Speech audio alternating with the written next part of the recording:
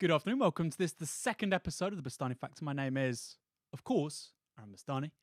We're going to look at some of the biggest, best, brightest stories over the course of the last several days.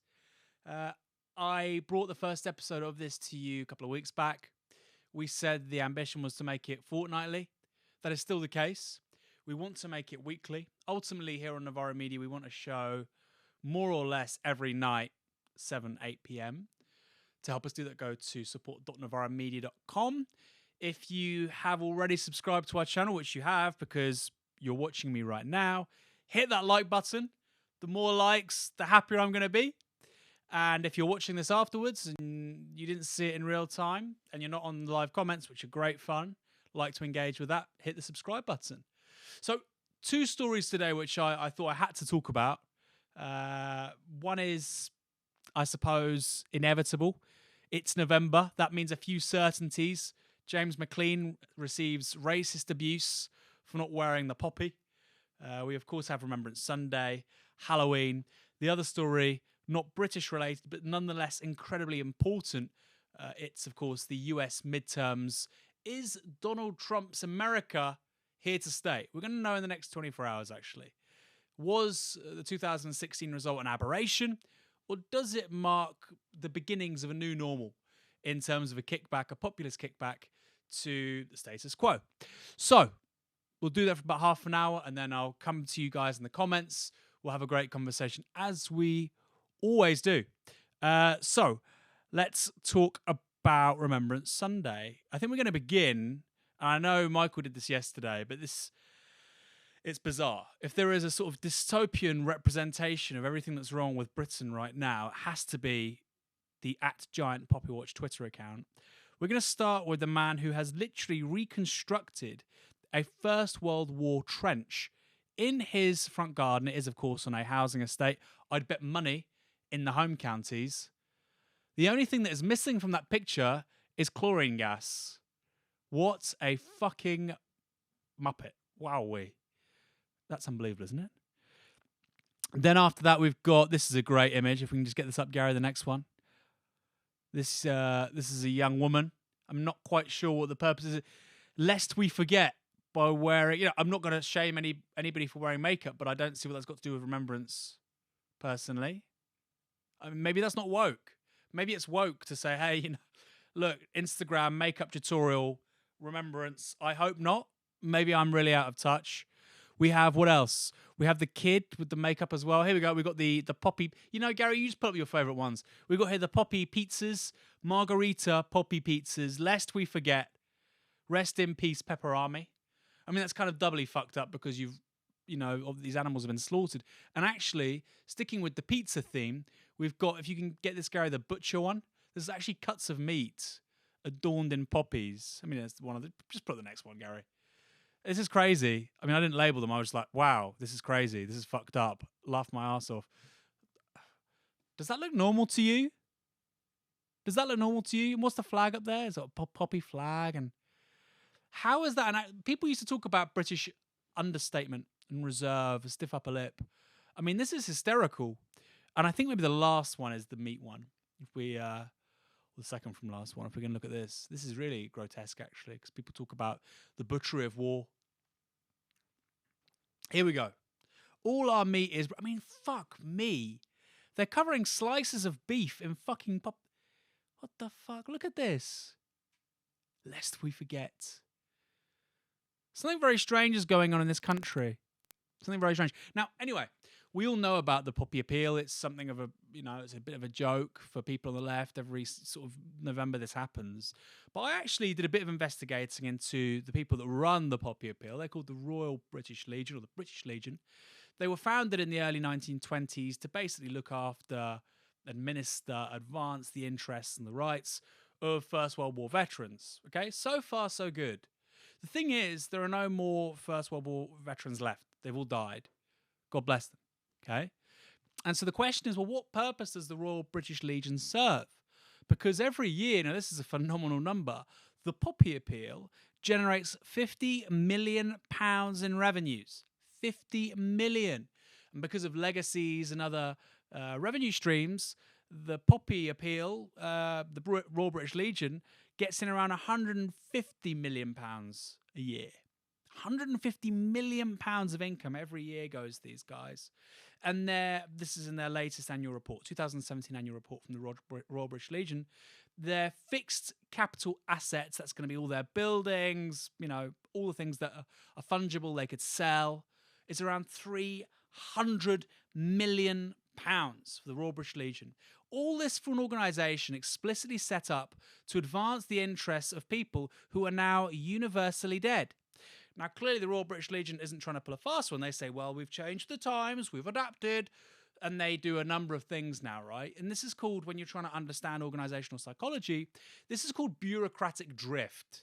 Bureaucracies are set up, and they have to, over time, create a reason and legitimising kind of set of factors as to why they should exist, and actually why they need to expand their resources and set of competencies. And that is So this is a classic instantiation of precisely that. So if you look at the senior management team, I think I've got this down here, Gary, it's the first link that comes up after all this, British Legion, org.uk, about us. Now, people are welcome to go here, and you can read all about this stuff. Our brand. Wow, our fucking brand, yeah. Okay, loads of people died in an absolutely ridiculous war 100 years ago. It was 100 years ago, of course, this year it ended. That's the brand. Great. Fuck me. By the way, as we're going to find out shortly in a moment, only one member of the senior management team is a veteran.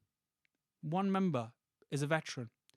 But anyway, they say we've adapted, we've changed. We now serve two purposes. The first is remembrance.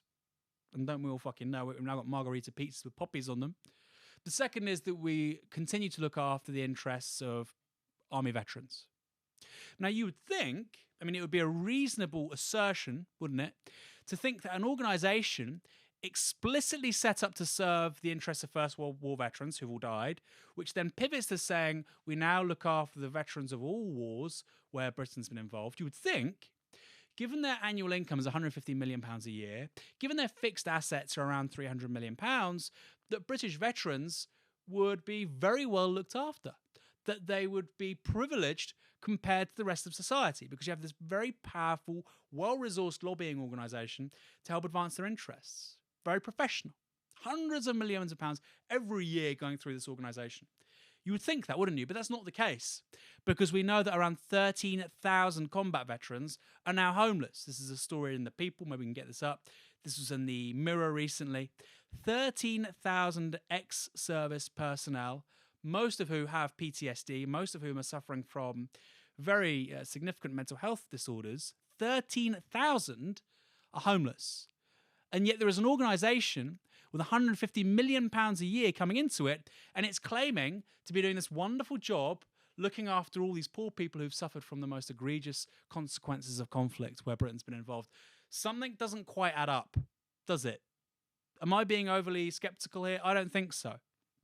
So there is that piece we just got up. From there is a quote by a woman called Kate Smith, 45, and she says, homelessness among the veterans community is getting worse by the month.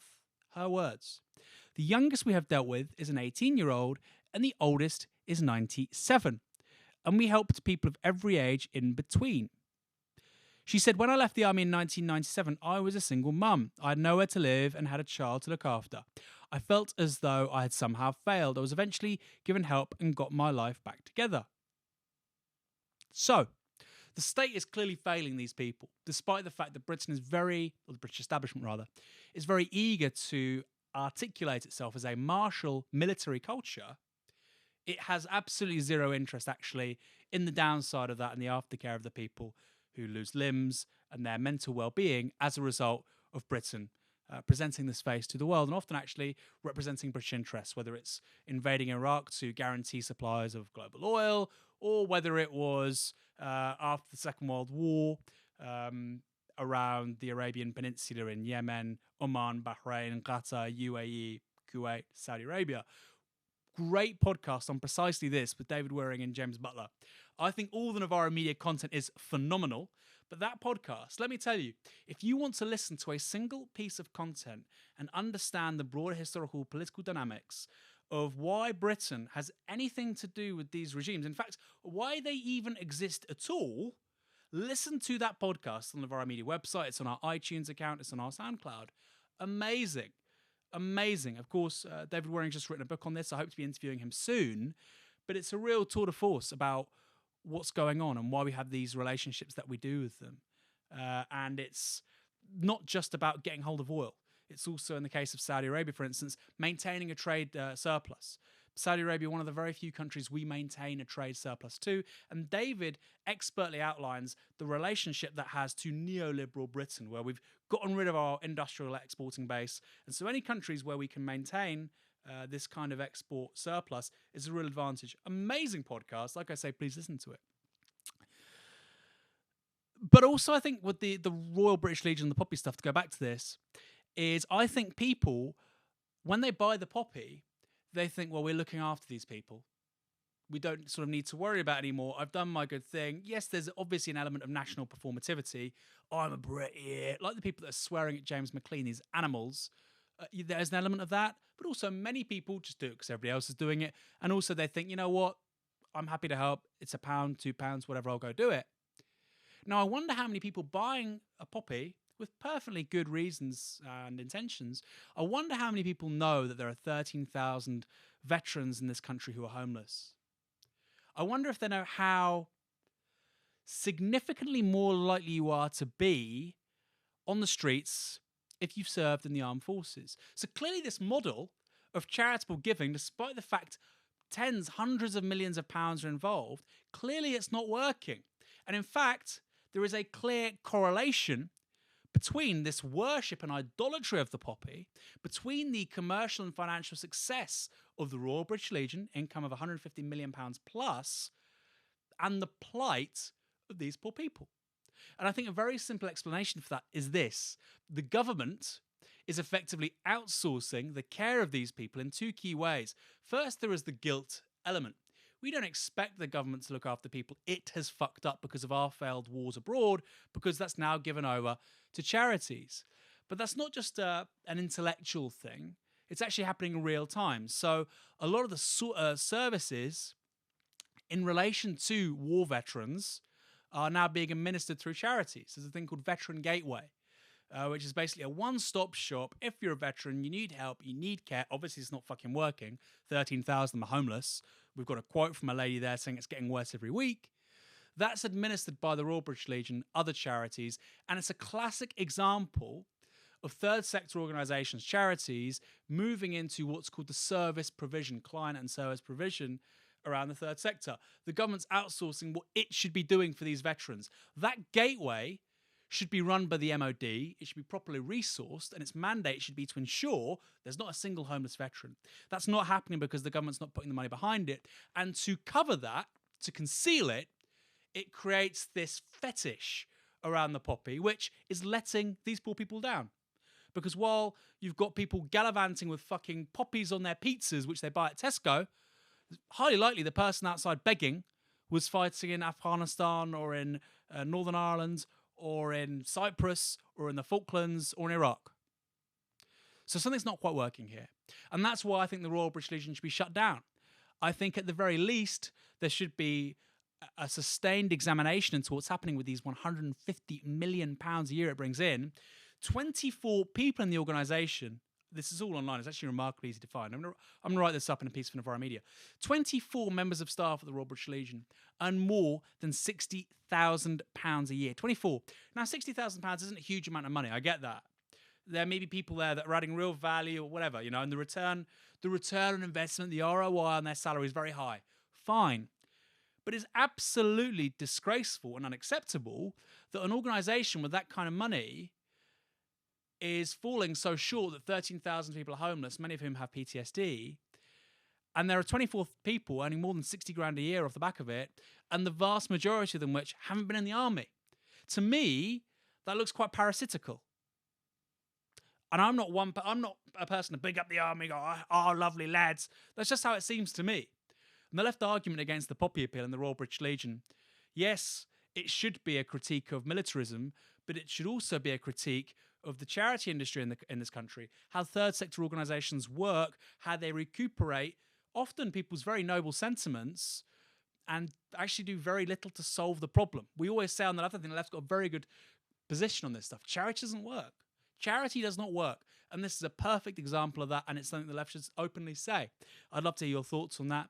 Maybe I'll take some feedback on that before we go to the US Donald Trump stuff, because I think it's inarguable. The Royal British Legion's failing. That £150 million a year is clearly not being well spent. You've got assets of 300 million. You could get rid of the whole thing and you could redistribute that money to the 13,000 homeless veterans. That's 20 grand each, right? Okay, some people might waste it, whatever. You could take absolutely every single one of them off the streets tomorrow by giving them 20 grand each. And I'm not suggesting that's the best way to use the money, right? Maybe it would be to keep the poppy appeal going, and you're turning 75 million profit a year. That could be turned into a homeless veterans fund. I don't know. People are saying, well, they do great stuff around physiotherapy and aftercare for veterans, and the NHS should be doing that. And the most outrageous use of funds of all is this thing called the Invictus Games, this bizarre ersatz Olympic Games just for military veterans, which is effectively a sort of weird PR exercise to the royal family and the Sun newspaper. Fuck off the Invictus Games, get rid of it, close down the Royal British Legion, sell all their assets, give that 300 million to those 13,000 combat veterans. They would all be taken off the streets overnight, and you would have made a huge dent into Britain's homeless crisis. There you go. Is that going to happen? I suspect it won't. I'm going to take some comments from you guys. And by the way, actually, Gary should get this up. This is at the bottom of page 2 on the notes. I've got here, not a living wage employer. This is fucking wild. This is fucking wild. It's got people in certain positions, care positions, maybe Gary can pull this up, earning as little as £8.50 an hour.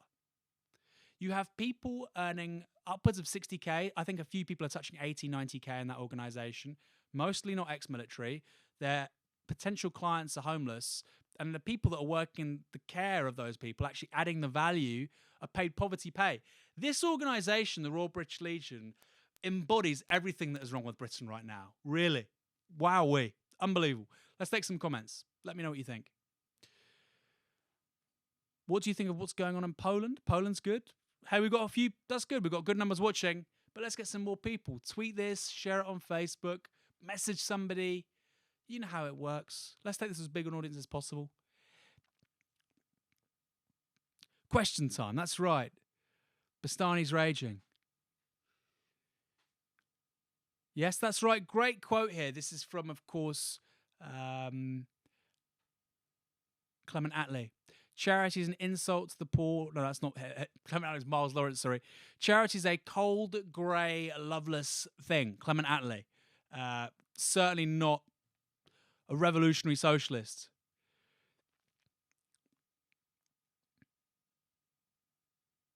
I think you could probably thank we Americans for generating some of your vets. That's true. What, do you mean friendly fire, or do you just mean US-led wars? Yeah. Actually, in the case of the Falklands, the US enabled the Argentinians to go to war, so it's true there as well. What would be a better model for the British military under an... Oh, this is a great question, Jacqueline Zero. What would be a better model for the British military under an anti-imperial Labour government? That is a great question. And my answer would probably be quite heterodox. I'm not a pacifist. I believe in military neutrality. I think I agree with Joey Glenston on this. I think Britain should leave NATO. Britain should be neutral. I think you're probably going to want some kind of standing army, right? Because somebody may invade you. And I certainly think... I think a lot of the sort of post-war pacifist movements came off almost like an iteration of capitalist realism. Bipolarity will always exist. You'll always have the great powers. The most we can do is kind of say no and resist and negate. And I don't think that's true anymore. I think NATO's obviously got big problems. We're moving into a multipolar world, sort of seeing the end of the United States as a global policeman. I don't believe for 1 second Britain should be involved in any foreign wars whatsoever unless they have a UN mandate agreed not by the Security Council, by the General Assembly. But I'm not against the abolition of the military per se. And it's actually quite recent that the left says this. You know, there's a big history of the left being, depends where you look. If you look, for instance, just even in England, the most radical institution in English society in the mid-17th century was the parliamentary army. The most radical people in the country at that time arguing for universal equality, even some people between men and women, between races, some of them, these people were in the army. These people were in the parliamentary army. Okay? And the reason why Cromwell sends these people to Ireland straight after the settlement, really after the defeat of the Royalist cause, is because they don't want to demob so many radicalized men who really haven't got much to lose. Because then you would have had although that's of course later on, 1789, you would have had a very similar situation to what's going on really in pre-revolutionary France. A conflagration between the classes, knowledge of military strategies and tactics. And of course, Cromwell, the new establishment, didn't want that. They sent them to Ireland. So the idea of the army being inherently right-wing, this is Joey's thing. It's true right now, of course, but it's not true universally. England, 17th century, also Portuguese Revolution, the Carnation Revolution. Very rare in so much it was a revolution led by the army, and it was a revolution intent on ending Portugal, what remained of Portugal's global empire. So, yeah, you know, I'm not pro-army, but I think we probably need one. Oh, here we go. This is an EU question. Fuck it. There's quite a lot of Brexit questions, so I'll answer those. Are you genuine in your belief that a no-deal Brexit will not happen? I'm fearful of what ERG headbangers, European Research Group, right? Rees-Mogg, basically, and his cronies, want to do in the chaos that would ensue. The very British coup argument. Yes, you can't be certain. Tom Kabasi's article on this yesterday in The Guardian was really strong. Most of the insurance for European aviation goes through London. I think in capital markets for most of Europe, I think 80% are London-based. I don't want to repeat sort of Tory lines, but we do actually have lots of leverage. Britain does have a lot of leverage. So a no deal is not going to happen. Even if it's a very minimal deal, because the Europeans want to protect certain things, there will be some sort of a deal. No deal would be no deal could potentially, I don't mean to exaggerate, no deal could potentially start a domino effect as big as the global financial crisis. I mean, it's unlikely, but we don't know. You know, the idea that you would basically freeze up pan-European aviation, transport, capital markets, I mean, I don't think anybody's going to try and risk that. So no, I think no deal is close to impossible. And if it does happen, the after effects are far bigger than, a hard Brexit. It would lead to potentially a global downturn. So no.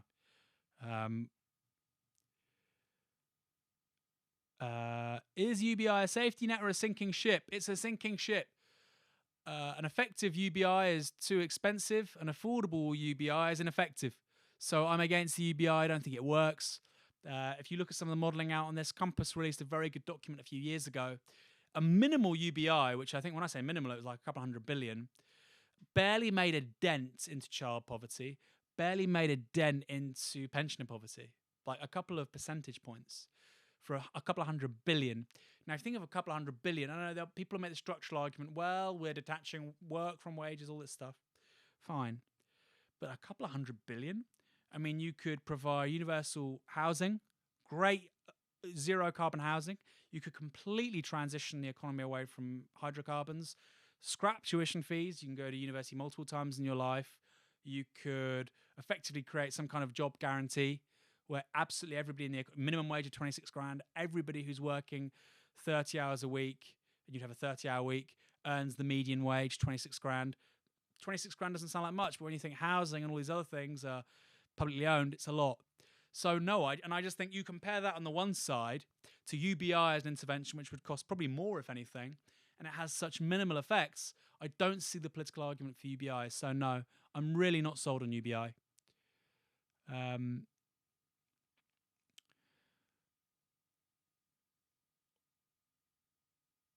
Let's see what else we've got here. Do soldiers have union representation? No, they don't. Nor do the police. There's a reason why. How do you articulate an anti-charity political message that doesn't make the left seem like heartless bastards? I think you just need to. I mean, I think that Clement Attlee's quote puts this very well. You know, it's a cold, grey, heartless thing. If you believe in a society built on solidarity and nobody being left behind, that can't be around the elite, because wealthy people can afford to give their money away. By the way, actually, the poorest proportionally give more of their money away than the wealthiest in this country anyway. You can't have a system that works like that. You know, there are certain things that we can say everybody will have this if it happens. If you fall sick, if you can't find work, if you can't find a home, these are quite big things. If you can't access these things, your life's pretty shit. We can say as a society, we won't let that happen. I don't think those kinds of things, housing, education, healthcare, should be left to charity. I just don't.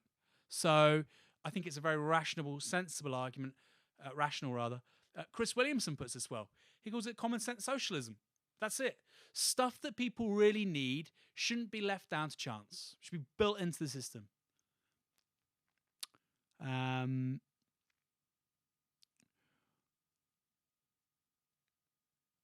Last question before we go back to the US stuff. Aaron Bastani, thoughts on this is from Libertarian Socialist Future.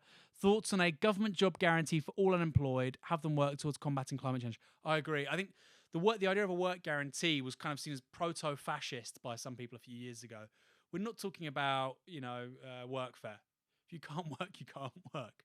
But people that can work, people that want to work, and like I say, your wage would be guaranteed to be the national median income, 25, 30 hours a week. I agree. You give them a choice. Do you want to work on, retrofitting insulation into houses? Do you want to help build wind turbines? Do you want to help rewild large swathes of England? Because we're going to have to rewild them. The whole world is going to have to rewild quite a lot as we move away from hydrocarbons to create carbon sinks with new forests and new woods. Would you like to be a carer? Elderly care? Would you like another sector, by the way? Huge amounts of work is going to be created in spite of automation because of an aging population. So I think a work guarantee is probably going to be necessary in terms of geriatric care, in terms of decarbonising the economy. So let's move over to the States. Get these questions in because, of course, the questions around Trump never fail to make me laugh. Before we do, we're just going to watch a magnificent piece of Trumpian rhetoric. And I think this was from this morning. So if we can just go over to that.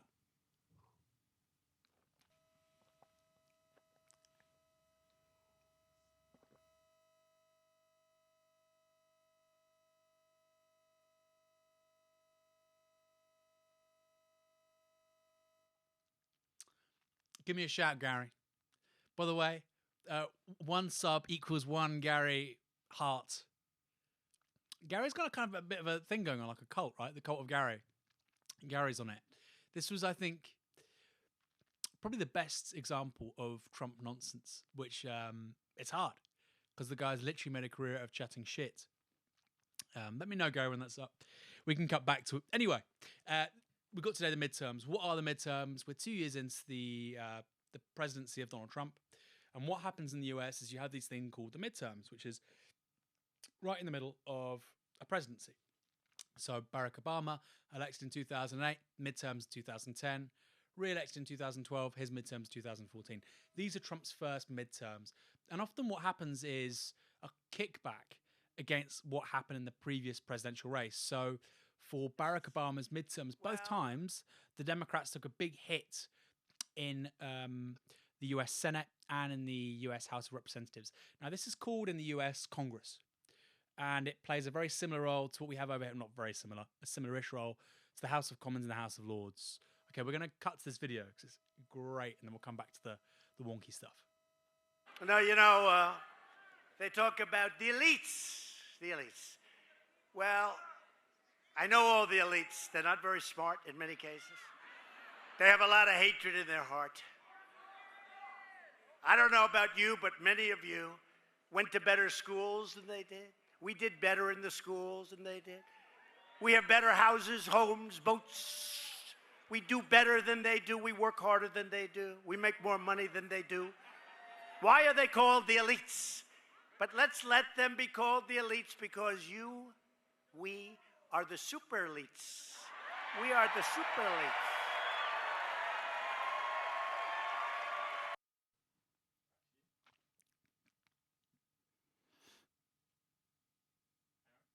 That was amazing. Sorry, I'm still watching it. That was unbelievable, right? It didn't make any sense. Trump has basically won, defying all the odds with an anti-elites message, and then he says the elites are bad, but actually we're the elites because we're more. And he uses very generic indicators of the elites, houses and boats. But then he says we're the elites. I don't get it. I just thought you'd enjoy that. I mean, it's pretty fucking wild, right? That was on my Twitter. Super elites. Oh my fucking god, yeah. David Brent-esque, except he's the president of the United States of America. So anyway, going back to what's at stake here? You've got Congress, you've got the House of Representatives, you've got the Senate. Maybe Gary can pull this up. It's on the script. I've highlighted this. If you look down, yeah, it's directly under a couple of those tweets, Gary. The Senate and the House are presently controlled by the Republicans, it says. I think it's 51-47 in the Senate to the Republicans, and it's a bit bigger. And that's the United States. There you go. If you scroll down on the right-hand side, you'll see this image. That's right. And you can see there, that's the Senate, Republican-controlled ever so slightly, and then below there, the House of Representatives. Now, what's expected is that the Republican Party, a very high chance the Republicans are going to keep the Senate, but lose the House. So I think 538, Nate Silver and these data analytics people in the US, who everybody takes very seriously, but let's be real, they got the presidency completely wrong in 2016. I think they're saying there's a 1 in 5 chance the Republicans are going to keep control of the House of Representatives, and there's a 1 in 5 chance the Democrats will take the Senate. So a few things. If the Republicans keep both, and I don't like to get into one Korean because it means fuck all. If the Republicans keep control of both the House of Representatives and the Senate, it means Donald Trump's going to be re-elected in 2 years' time. That's what I would say, because it looks so unlikely. And also just historically, it doesn't happen very often. So there's that. If the Democrats win both houses, that's to be expected. But of course, if we see high turnout, we look at certain states, Florida, Texas, that could spell trouble for Trump in 2 years' time. And of course, if we look at places like Florida, where Andrew Gillum's running, he's backed by Bernie Sanders, there are certain instances where we see people running who are on the left, who aren't just on the left because they back a $15 minimum wage. Quite a few people do, but we're anti-war and so on. Where those people do particularly well, it may be positive for the left, again, in terms of 2020, and the DSA effectively having some sort of influence over who runs the Democrat Party, who's their candidate. We don't know. So there's a bunch of outcomes here. Most likely outcome is the Republicans keep one house and they lose the other. And that doesn't really tell us very much. But also, historically speaking, that should be the trajectory anyway. So I'd be keen to know your thoughts. My instinct was a week ago that Trump was going to do surprisingly well. But now I'm not so sure. The economy is doing pretty well. And it's not just doing well because lots of jobs are being created, because as we know in the UK, that means sweet FA. If you're creating low-paid jobs, nobody gives a fuck. But they're creating jobs and real wages are going up in the US. Home ownership is beginning to bump up. Fewer people are using food stamps. You should look at food stamps, federal assistance in terms of eating. Believe it or not, around 40 million people were using food stamps when Trump was elected in 2016 in the US. 40 million. Before the 2008 crisis, it was around 27 million. So you see a big jump in absolute poverty in America. And that's beginning to come down again. So unlike in the UK, where food bank use is still rising, where homelessness is still rising, where home ownership is still falling, wages at best are stagnating, the US is showing some different variables. So I thought, you know what? Trump's got a chance here. And he's also kept to his shitty promises, things like the Muslim ban and so on. So there's an economic offer there, but also he's really stuck to his sort of right-wing promises. And now I'm not so sure, but I'm not certain if I'm just kind of maybe this always happens. I have an instinct about something, and then everybody else is saying no, Remain will win, Trump will lose, and I go, yeah, you must be right because everybody's saying it. My instinct is that Trump will do okay, actually, but I don't know. We'll know in 24 hours. So I'd love to hear your comments. And what's next for Trump's America? And is the big risk for the left here defining themselves in antithesis to Trump. And will a politics of against Trump necessarily mean that even if a Democrat does come after him, they'll be very vanilla, very centrist, not even moderately social democratic? I'd love to hear your thoughts, particularly, guys, in the comments, if you're Americans. Because at the end of the day, I'm a Brit, and who gives a fuck what I think? We've got a quote here from David Jackson. Bernie's foreign policy platform is as right-wing as other USA politicians. I mean, that's not true. You know, he's not, for instance, for sanctions on Iran. And people's grandparents in Iran right now are going blind because they can't get very simple medicines. That's not true. But I hear what you're saying. I would rephrase that and say Bernie Sanders and Bernie-crats, as they're called in the Democratic Party, many of them aren't, for instance, anywhere near where, say, Jeremy Corbyn is on foreign policy or the Israel-Palestine issue. Absolutely true. But I wouldn't say, I'd be very, very hesitant to say that Bernie Sanders has the same foreign policy as Trump. The American Democrat Party has lucked out with some great candidates, but didn't actually have a real conversation with itself about how they should evolve. I couldn't agree more. It feels to me right now that there isn't a big conversation in the US about what happens next in the economy, which is very strange because it's it's the forefront of loads of changing trends. Automation, gene editing, renewables. You know, California is right at the forefront, for instance, in a revolution of transitioning to solar energy. Silicon Valley, the most advanced capitalist trends in the world, and yet that doesn't seem to have fed through in the national policy political conversation. I think that's kind of strange. It's actually more alive here. If the Democrats win, they have no plan for reforms. They just want to waste time and resources trying to impeach Trump and getting him for tax evasion. I actually agree. And one of the reasons why I thought that Trump and the Republicans would do well was because the Democrats don't really have a vision. And as we found out with David Cameron and Miliband in 2015, actually with George W. Bush and John Kerry in 2004, people don't vote for a progressive just because of the other person's bad. You have to have something about you. You have to be propositional. You have to have a program for change and get people really excited. Now we're hearing, accounts of high turnout. I think the most searched words on Google today in the US were, what was it? Here we go. Donde votar? Where to vote? So clearly we're going to see massive turnout. And by the way, midterms have lower turnout than presidential elections. But clearly in terms of the last midterm in 2014, we're going to see a big increase. But if that's just in California, if it's just in the states where, and the places where the Democrats are already doing well, means comparatively little. We already know that Donald Trump prevailed in sort of because of the system rather, not in spite of it. He didn't win on the overall vote. He won on the Electoral College. So it doesn't really serve the Democrats very much if they amass BAME votes, women, college graduates in places where they're already doing quite well. Again, we'll see. This is again from Jacqueline Zero. Good questions today, Jacqueline. I feel like throughout the left, even with Corbyn, there's such an immense pressure to adhere to the global hegemony. There is a reluctance to roll out a radical anti-imperialist foreign policy. I couldn't agree more with you. And I sense that a lot of that with the EU stuff and with Brexit. Now, I know some of you watching this may disagree with me on the EU. I personally think the Eurozone will collapse just because a currency union with that many disparate members with competing economic interests is very likely to fail, I think, as we're now seeing with this budget business in Italy.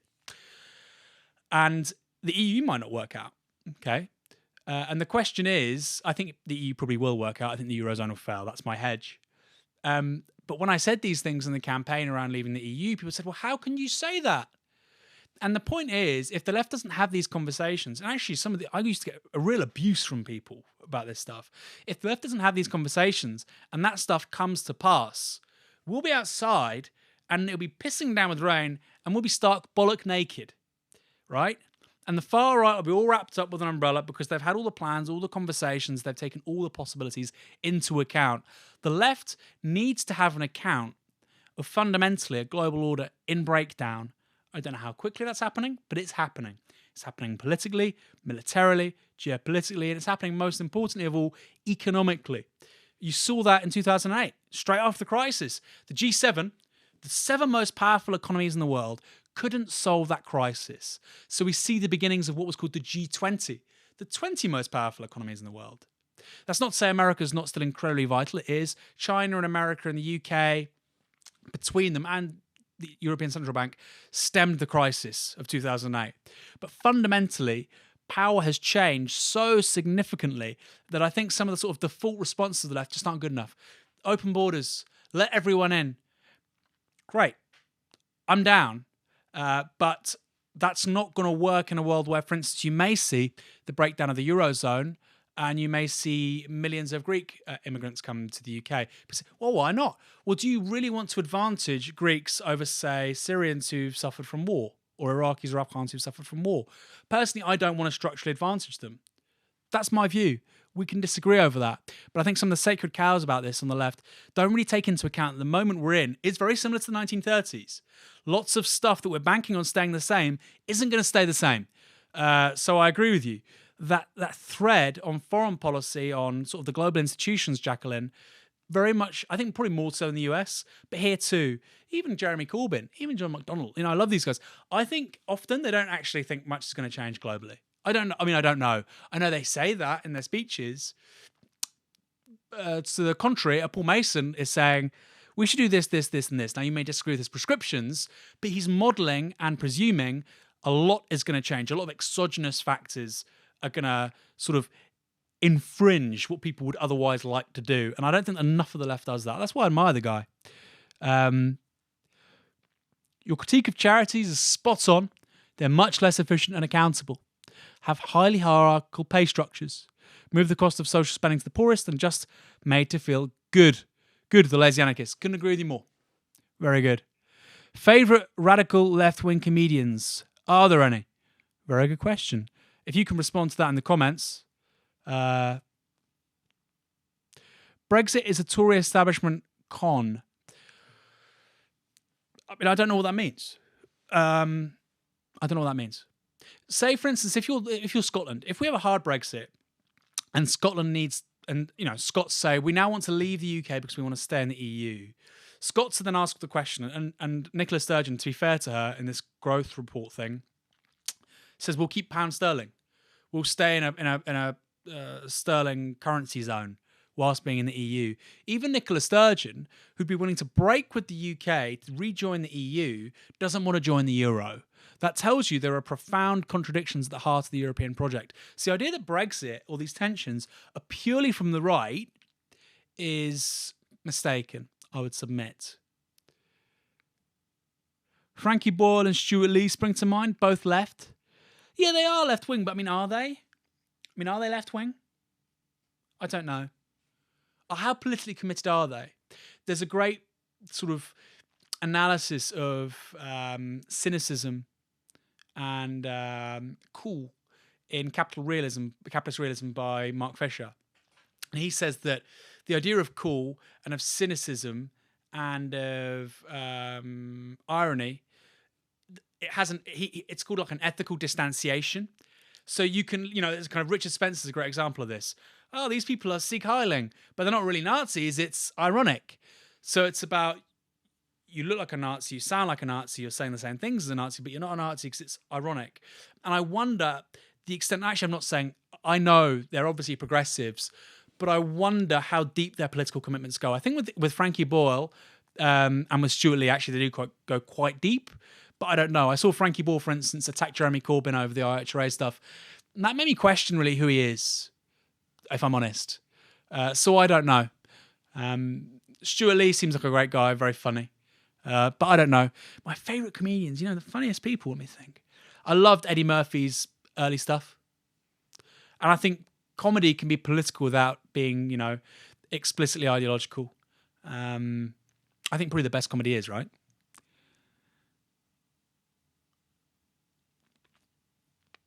Surely the EU will head to a closer political union in order to resolve the difference between European economies. From Cluster denies. We've been talking about political union amongst European economies for 1,000 years. Hasn't yet happened. And we have a few examples: Charlemagne, Charles V, Napoleon, Hitler. I'm not comparing the EU to Nazi Germany, I'm just saying. As a sort of political entity, it appears to not be sufficiently homogenous to stay together. We don't know. The jury is out, but that's easier said than done, basically. Bill Hicks. Oh my God, Mark Steele's a great guy. Yeah, Mark Steele is very politically committed. I'm not gonna lie there. Bill Hicks. That's the answer. So what do you guys think about the poppy stuff? I mean, we'll wrap up in 5 minutes. What do you think about Remembrance Sunday? How should the left approach this stuff? Because I'll be real, I am really unsure about some of the left's responses to this stuff. You know, millions of people died in needless wars over the 20th century. I personally think that should be remembered. I think they did make sacrifices, not often for freedom, but they made sacrifices because they were put in these places by people who had power over them and they had no way of responding. They were a blood sacrifice in many instances. The Second World War, I think, was probably a just war. So, you know, on the one hand, I do want to remember these people. I do have the utmost respect for them. I also have respect, by the way, for these poor people sent into Afghanistan and Iraq. I don't blame them. They went into a war they didn't choose to go into. And they've been let down. But I also think the poppy appeal is grotesque. I think it has a kind of a triumphalist militarism to it, which is doesn't really fit with Britain's military position in the world anymore. And B, it's just like, I mean, it's racist, right? It's white supremacist, I think. So let me know what you think about this stuff in particular. I got detention for criticising the poppy when I was at school. Yeah, I think, well, Gary won't mind me saying this. Gary said sort of one of his earliest political memories was over the poppy. I mean, I remember from my school days, kids are kids. We were doing the minute's silence on a Friday in a school assembly, and there was like a tuba or something, some fucking brass instrument, and it fell on a first year, and it flattened him, and I think he broke his leg or something, and he was like screaming in the middle of the silence, and we were all sniggering and laughing. That's what kids are like. This kind of industry around the poppy stuff, I find it very odd. If we had a print media industry in this country worthy of the name, we'd have some great essays, not just on the Royal British Legion, not just exposés, but big cultural analyses of why we clearly now have a very unhinged culture around this stuff, around Remembrance Sunday. And it's very new. And it seems to dovetail quite nicely with late neoliberalism and post 9/11 sort of military landscape. We don't, because we have a shits media in this country, which, by the way, is why you need to go to support.novaramedia.com, help us put a new media for different politics. I'll be writing that piece anyway on the Royal British Legion, because I think it's really unacceptable. You have an organisation where so much money goes to so few people who aren't even military veterans. It's astonishing. White poppy. I just think, why the... Look, I get it. I'm actually not that familiar with the white poppy stuff. I don't know where the money goes. I just don't get it. Why do you need to wear a fucking poppy? Why play that game? Why play that game? I was in Portsmouth looking at a war memorial, I think to the Navy, during the summer. I paid my respects to those people. I feel, you feel humbled looking at this stuff. When I was in Malta, you have various, memorials to people who've died, ships which have sunk, etc., etc. Horrendous. I thank God that I don't live in that kind of world. Of course, others still do. I don't see why you have to wear a poppy. I mean, look, the best act of remembrance would be to campaign vigorously for a government which would ensure that we don't have 13,000 ex-service personnel in this country homeless on the streets. So put the fucking poppy away, go knock on the doorsteps, get Jeremy Corbyn into number 10. Let's clip that up. Merry Xmas or happy holidays, grow up. Skullface poppy. What's my take on the Grenville Tower effigy? Look, I'm not a prison abolitionist. I actually got unfollowed by Una Ryder from the lockdown, I think, because I'm not a prison abolitionist. And you know what I would say about those people? They should be fucking banged up. They should go to fucking prison. I'm a progressive prison guy. I think you could cut the prison population down by 99.5%, but you'd still need to bang up nonces and people like those fucking deviants, And I would adopt the sort of the right-wing rhetoric on this: a short, sharp shock, unacceptable behaviour. I mean, I'm sort of joking. I'm half joking. it's clearly unacceptable. And actually, I think they should face consequences. And they're going to. What they did, I think the act of publishing it online was the criminal bit. We'll see. They clearly shouldn't. The taxpayer shouldn't be paying money for them to be fucking in prison for what they did. So it should be something which is constructive. Aaron, please talk about video games sometime. You know, I have short sight in one eye and long sight in the other because I used to play Championship Manager 2 non-stop. And I never played computer games after that. Slap on the wrist, small jail time and a fine. Prison for bad taste. Why not? What should the Grenville effigy people go to prison for? Great question, Jared Mitchell. It's the act of publishing that online. Now, I want you to think about this. If you wrote an article and said that, the people in Grenfell Tower deserve to die because they were people of colour and poor, that would look... First of all, it would be arguably a hate crime. Second of all, it feeds into a broader culture of inciting hatred against people from racial minorities. It just does. The fact that was published is what's going to fuck them. And it's about that distinction. And I know in the digital world, this is a distinction which is very permeable now. But it's like making a racist joke. If you make a racist joke with your friend in the kitchen and it's not recorded and nobody knows and you both laugh, no, I don't think somebody should go to prison for that.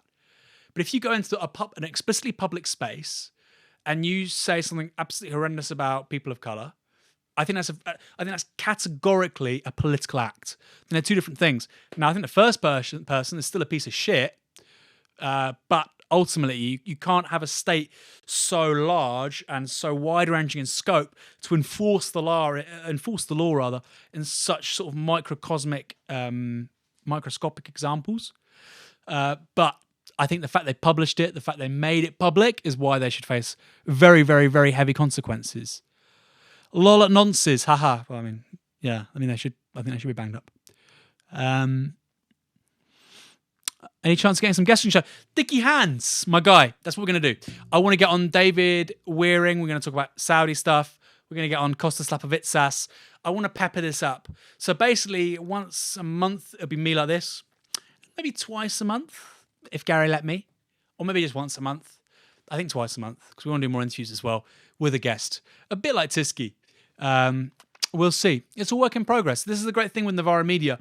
We do stuff, and I always call the approach ready, fire, aim, and we tend to make stuff better over time. That's the plan. If you want to put some people down in that twice a month, says Gary. Well, no, Gary was also saying let's do more interviews. So I'm saying that we could fit the interviews into the Bastani Factor sort of coat. Put down some names for guests would be great, or tweet at me at Aaron Bastani.